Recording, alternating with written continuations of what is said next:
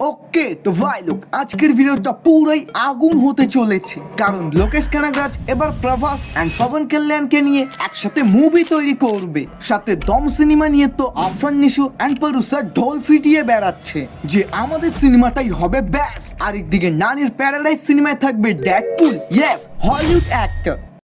आइए देखते हैं बैठन मजा आएगा।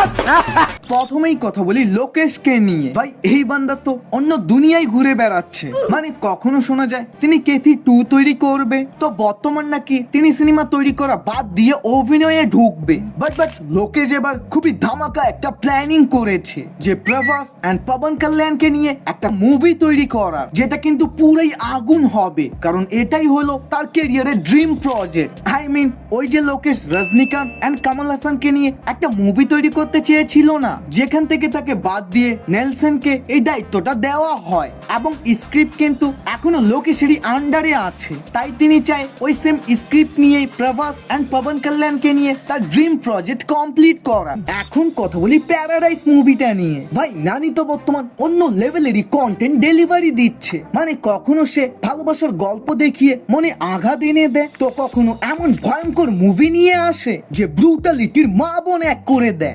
বাট প্যারাডাইস ওটা নিয়ে বর্তমান বলা হচ্ছে এখানে নাকি থাকবে ডেডপুল একে রায়ান রেনল্ডস, যিনি কিন্তু ভাই এর আগেও my favourite Deadpool versus Wolverine, Free Guy, Red নোটিসের মতো সিনেমায় কাজ করেছে। যদিও শুরুতে আমি ওই নিউজটাকে শুনে একদমই গুজব মনে করেছিলাম, দেন হঠাৎ করে আমার মাথায় আসে নানির এই প্যারাডাইস সিনেমাটাকে কিন্তু 8টা ল্যাঙ্গুয়েজে ডাবিং করা হবে, যার মানে মেটারা এখানে ইন্টারন্যাশনালি অডিয়েন্সদের অ্যাট্রাক্টিভ করার জন্য হলেও সত্যি এখানে রায়ান রেনল্ডস।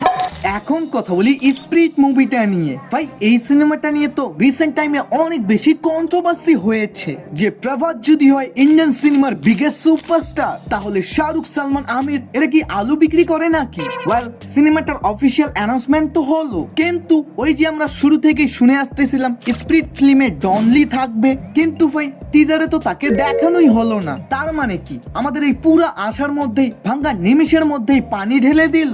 আসলে ভাঙ্গা এটাকে কনফার্ম না করলেও কোরিয়ান অনেক বেশ কিছু নিউজ পোর্টাল রিপোর্ট দিচ্ছে ডনলি কোনো একটা ইন্ডিয়ান সিনেমার সাথে কাজ করতে চলেছে, যেটা নো ডাউট অবভিয়াসলি স্পিরিট সিনেমাই হবে।